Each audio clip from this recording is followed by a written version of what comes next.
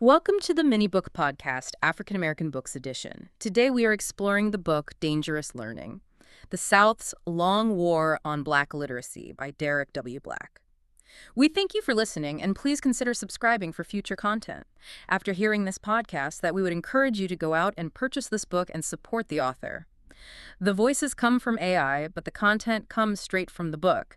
But we feel that this is a great way to learn about African American history. Thank you so much for having me. And to our listeners, it really is a remarkable journey we are taking you on today. Yeah, I'm really excited to get into this. To start us off, I have a kind of wild question for you, the listener, to think about. What if simply reading a book or just knowing the alphabet was considered a lethal weapon by the government? It sounds completely fictional, right? It really does. It sounds like a dystopian movie. Yeah. But for decades in the American South, Black literacy wasn't just, frowned upon. It was literally criminalized. Brutally criminalized. Exactly. Punishable by horrific state-sanctioned violence. We are talking about 50 lashes across your back. Or having your fingers physically chopped off. Yes, or even the death penalty. All of this just for looking at words on a page. And it makes you wonder, why would an entire society go to such paranoid, extreme lengths to stop people from learning their ABCs? That underlying paranoia is really what sets the stage for everything we're going to talk about today. This isn't just a basic history lesson about oppression. Right. It's really an exploration of how the written word functioned as the ultimate tool for human liberation. We're going to guide you through the incredible, honestly outrageous lengths to which enslaved people went to educate themselves. And the absolute hysteria of the political establishment as they tried to stop them. Exactly. They basically tried to build a fortress around the human mind. So to really grasp this, I want you to imagine for a second winning the lottery today. You would probably buy a house, maybe take care of your family, invest it.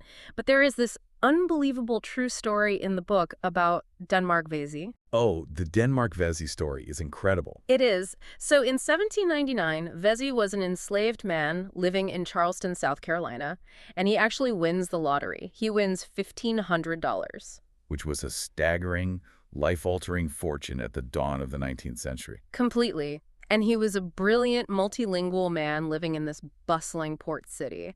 So he takes $600 of those winnings to purchase his physical freedom from his enslaver. But it's what he did with the remainder of that money that completely alters the historical landscape. Yes. He didn't just buy his body back. He bought his intellectual independence. He used his literacy to arm his mind. That is the part that completely hooked me. Yeah. He started building this secret underground library. He was reading absolutely everything he could get his hands on. The sources mention he was reading daily newspapers to track the progress of the Haitian Revolution. And he was getting his hands on anti-slavery pamphlets that were being smuggled in through the Charleston ports. Right. He was devouring all his radical information. But the key here is that he wasn't keeping it to himself. So how did he actually spread this knowledge? I mean, a lot of the people around him couldn't read, right? Exactly. And that brings up a really vital historical concept the author highlights. It's called a textual community. Okay, let's break that down for the listener. What is a textual community? So rather than making it sound like a dry textbook, think of it this way. A textual community forms when you have one highly literate person, in this case, Vesey, who reads complex, dense material. Then they translate and interpret that reality for a much larger group of people. Ah, so he functioned almost like a human printing press for his community. Exactly. He became the undisputed intellectual authority. He read the text, synthesized the political arguments, and shared the information verbally. And what he shared verbally completely upended the narrative that the white establishment was pushing at the time. Completely flipped it on its head. The book notes that white ministers were constantly preaching from the New Testament. They were cherry-picking verses to tell enslaved people to just turn the other cheek and obey their earthly masters. And Vesey rejected that entirely. He went straight to the Old Testament.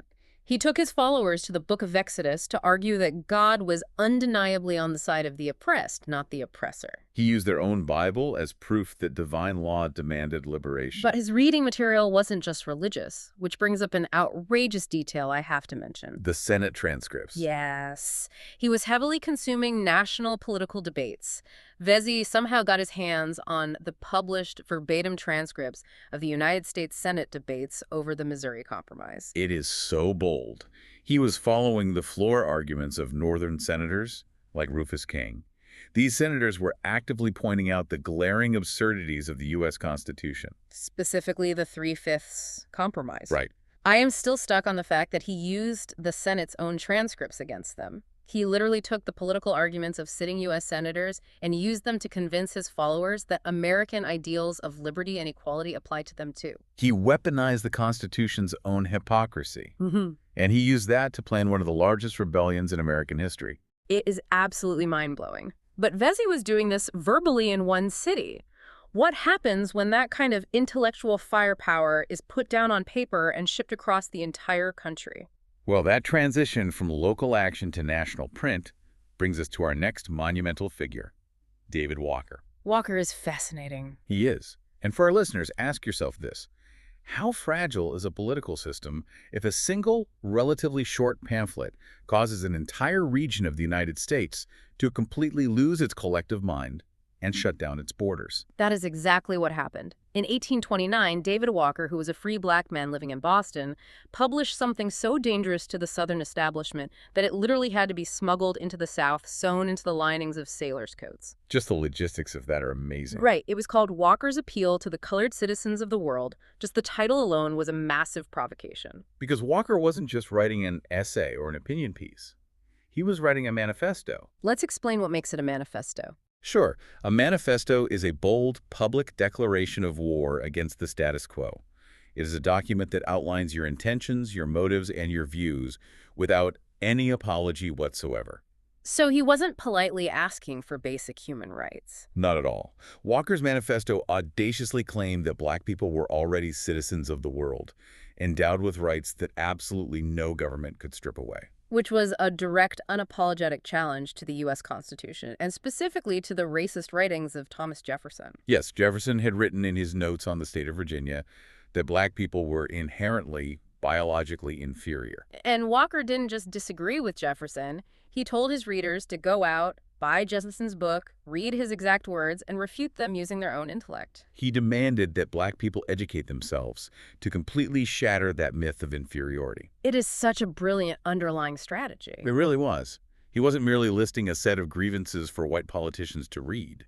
He was actively attempting to build a national black political identity. He realized that if you can get people across different states, from Massachusetts all the way down to Georgia, reading the exact same words, feeling the exact same outrage, and understanding the exact same logic, you unify them. You create a shared consciousness. He was building a movement through the printed word. And the Southern reaction was pure, unfiltered panic. The outrage is almost hard to comprehend. They placed actual bounties on David Walker's head. The author details how, if you were caught with his pamphlet in your possession, you were arrested immediately, and your life was essentially forfeit. The paranoia was so intense that Southern states passed incredibly strict quarantine laws. Oh, the quarantine laws are wild. If a ship arrived in a Southern port with free black sailors working on it, those sailors were legally locked up in local jails for the entire time the ship was docked. The government was willing to disrupt international maritime trade just to guarantee these sailors couldn't hand out Walker's literature to enslaved dock workers. They treated a small pamphlet like an infectious disease. But if the establishment thought those quarantine laws were the peak of their panic, they were entirely unprepared for what happened just 2 years later. When their worst nightmare actually came true. Exactly. How does a government respond when the rebellion they fear most erupts into bloody reality? They don't just ban the physical rebellion, they attempt to ban the very concept of the conversation. And that brings us to 1831, when the Nat Turner Rebellion exploded in Southampton, Virginia. And just like Denmark Vesey, the book emphasizes that Nat Turner was highly literate. He commanded immense authority in his community because he had the ability to read and interpret signs, and more importantly, complex scripture. When his rebellion resulted in the deaths of dozens of white Southerners, the entire region went into a total blackout of terror. The political pivot that followed Turner's rebellion is one of the most revealing moments in American history, I think. It absolutely is. In 1832, the Virginia General Assembly actually held a serious debate about abolishing slavery entirely. Prominent white leaders were arguing that the institution was simply too dangerous to maintain, that having an enslaved population was destined to end in constant violent bloodshed. They were sitting right on the edge of ending it. But when that abolition vote narrowly failed, the South didn't just shrug and maintain the status quo. No, they doubled down in the most extreme, suffocating way imaginable. They instituted what historians call a gag rule. enforcing strict orthodoxy. Let's look at what those terms actually meant on the ground for people living there. A gag rule meant the government strictly prohibited the discussion of slavery entirely. You couldn't even talk about it. Right. And orthodoxy meant that only one authorized, universally accepted pro-slavery worldview was legally allowed to exist. The Southern establishment essentially decided that the topic of slavery's morality could never be discussed again. Not in the press, not from the church pulpits, and eventually not even in the halls of Congress. And the paranoia reached a fever pitch. I found an absolutely outrageous detail in the book about how far this gag rule went. The South didn't just ban abolitionist newspapers from the mail.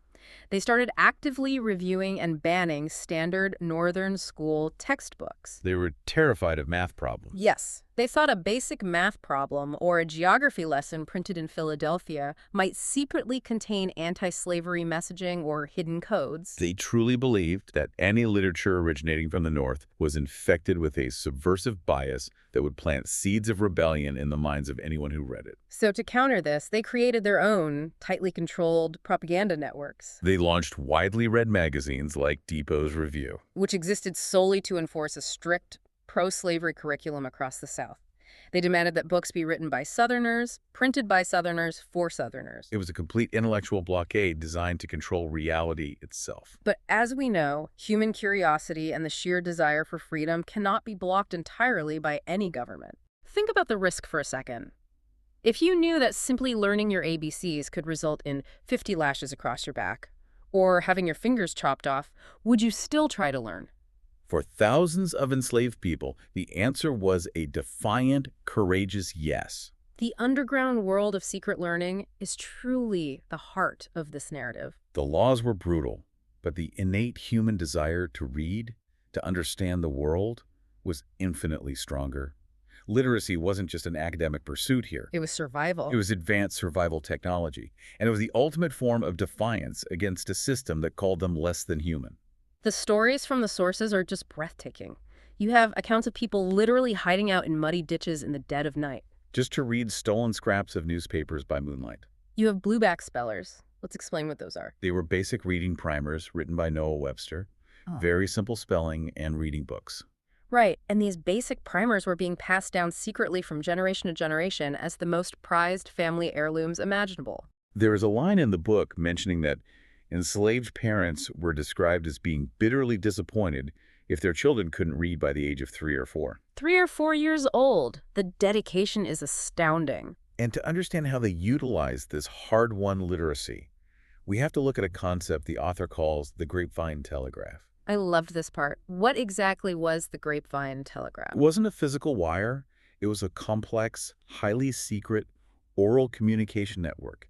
It functioned almost like an underground internet for the enslaved population. So a literate enslaved person would secretly read the news. Exactly. Perhaps tracking the progress of the Civil War or reading about the election debates of Abraham Lincoln. And then they would verbally pass that critical information down the line. It would travel from plantation to plantation with lightning speed. Often faster than the white slaveholders were receiving their own news from the formal mail system. It was an absolute lifeline. And the state was so utterly terrified of black literacy that they spared absolutely no one who enabled it. The suppression knew no bounds. Here's another outrageous detail that really stood out. The story of Margaret Douglas. Her story is a perfect example of the state's absolute zero-tolerance policy. She was a white woman and a former slaveholder herself living in Virginia. In 1853, she was arrested, put on a highly publicized trial, and sent to jail for a month. And her crime? She was simply teaching free black children how to read in a Sunday school. She was shocked that her whiteness and her social standing didn't protect her. But the judge made an example of her to prove that the state would crush anyone who taught black children, completely regardless of their race. The racial hierarchy of education had to be maintained at all costs. The system depended on it. But what happens when the very system built to keep you in the dark finally collapses under the weight of war? That is the pivotal transition in the book. Ask yourself, what is the very first thing a community does when the chains of slavery are finally broken? They don't seek revenge. No, they build a school. Let's set the scene for this incredible moment. The year is 1862.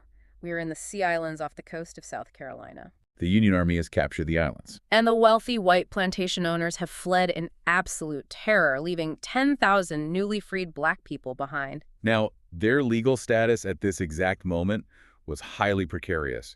The Union Army classified them using the term contraband of war. Contraband? That sounds like a really dehumanizing military term for seized property. It does, but it was actually a brilliant legal loophole crafted by Union generals.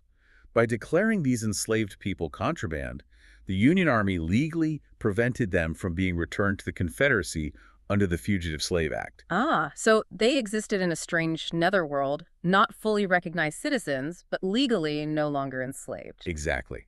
And into this massive unknown, 53 white missionaries arrived by steamship from New York and Boston. They arrive armed with Bibles and dictionaries, fully expecting to be the grand saviors of a helpless population. But when they step off the boats, they find something that completely shocks them. The Black Americans hadn't waited around for white saviors. They were already organizing their own schools inside abandoned brick plantation churches. The desire to learn was explosive.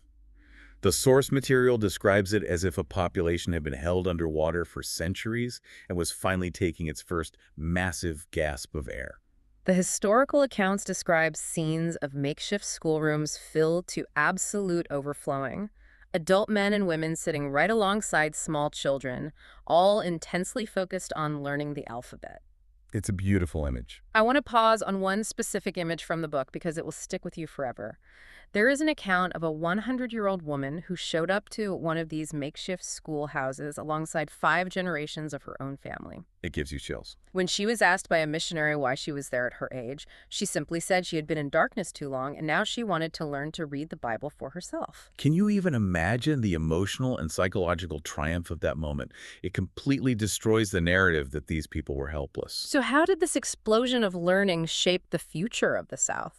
The irony of the Reconstruction era is one of the most profound takeaways from the author's research. Let's get into that irony. It was these newly freed Black leaders, many of whom had risked their lives to learn to read in muddy ditches just years prior, who laid the actual legal foundation for the public education system in the American South. Exactly. This was a region that had fiercely, stubbornly refused to educate anyone using public funds for decades. The wealthy elite preferred private tutors for their own children and actively blocked the creation of public schools. Suddenly, Black legislators are elected during Reconstruction, and they force universal education into the rewritten state constitutions. They created public schools that ended up benefiting not only Black children, but millions of poor white children who had also been denied an education by the plantation elite. The very people who had been violently denied access to knowledge became the greatest champions of education for all. It's an incredible legacy. It really is. But the book asks a difficult question. Does this fight over who gets to learn ever truly end? Which brings us to the author's modern connections. Why does an exploration of 19th century history matter right now, today? Because, as Derek W. Black argues throughout the text, the past is never really dead. It simply takes on new forms. Now, to be absolutely clear to you, our listener, we are impartially reporting the content provided in the book here. We aren't taking any political sides ourselves. We simply want to convey the ideas and the thesis the author presents. Of course. And the author wrote this book to highlight what he sees as a long-standing historical cycle in America. His thesis is that American history shows a clear pattern of Black advancement through education, which is inevitably followed by an intense political, legal, and cultural backlash from the establishment. He draws very direct, explicit parallels to modern political battles. For example, he notes that in the 1860s, white vigilantes literally burned down newly built Black schoolhouses to stop the spread of knowledge and maintain control. And he connects that historical panic over abolitionist texts and Black education to contemporary movements we see in the news today. Right. The author points to modern movements that seek to ban certain books from public libraries, or campaigns that restrict how race and American history are taught in public classrooms. He also draws a line to modern efforts to dismantle the public education system entirely through the use of private school voucher programs. He argues that these are new tactics in a very old war. The underlying theme the author presents is that controlling what people can read and learn has always been fundamentally about controlling power and citizenship.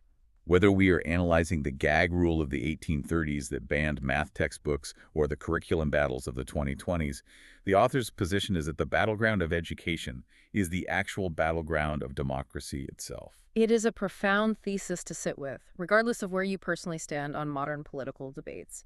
The extraordinary length to which people will go to acquire knowledge and the terrifying lengths to which others will go to suppress it is a dynamic that has shaped the entire American story from its inception. It's the core tension of the nation's history. Which leads us to a final thought for you to carry with you today. I want to leave you with one last thing to ponder on your own after we finish up here.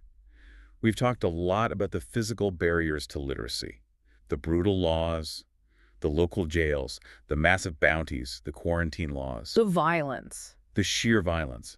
But think for a moment about the psychological weight of it all.